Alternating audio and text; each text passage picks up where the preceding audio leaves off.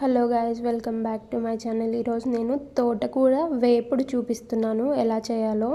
చూడండి, ముందు ఫ్రెష్గా ఉన్న తోటకూరని తీసుకొని మంచిగా చిన్నగా చాప్ చేసుకోవాలి. చాప్ చేసుకున్న తర్వాత శుభ్రంగా 2-3 సార్లు కడుక్కోవాలి, ఆకుకూర కాబట్టి. దాని తర్వాత ప్లేట్లోకి నేను తీసుకున్న దినుసులు పోపులన్నీ తీసుకోవాలి. ముందు ఆయిల్ వేసుకుందాం ఫస్ట్.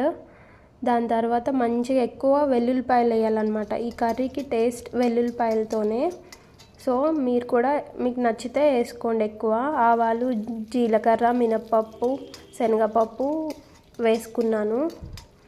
మంచిగా కలుపుకొని కొంచెం కలర్ వచ్చాక ఎండుమిరపకాయలు వేద్దాము.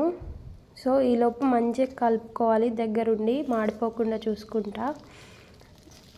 మంచిగా దీనికి పచ్చిమిర్చి యాడ్ చేయకూడదు. ఈ తోటకూర ఫ్రైకి చాలా బాగుంటుందండి.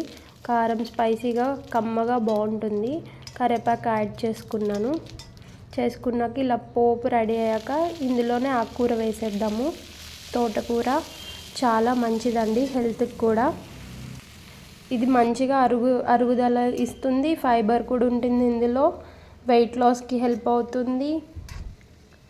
బాడీ కొలెస్ట్రాల్ లెవెల్స్ కూడా తగ్గుతాయి. ఫైబర్ ఉంటుంది ఇందులో. ప్రోటీన్ కూడా కంటెంట్ ఎక్కువ ఉంటుంది. వెయిట్ లాస్ బాగా అవుతారు ఇది తినడం వల్ల. వీక్లీ ట్వైస్ తీసుకోవచ్చు. ఈ కర్రీ కూడా ఈజీ అండి, సింపుల్ ప్రాసెస్. సో చూస్తున్నారు కదా, ఇలాగా మంచిగా కలుపుకోవాలి. దాని తర్వాత ఒక్కసారి మూత పెట్టుకోవాలి. సాల్ట్ ఏం వేయకూడదు. సాల్ట్ దించే ముందు వేసుకుందాము. వేసుకుని సర్వ్ చేసుకుంటే ఎంతో టేస్టీ అయిన తోటకూర కర్రీ రెడీ.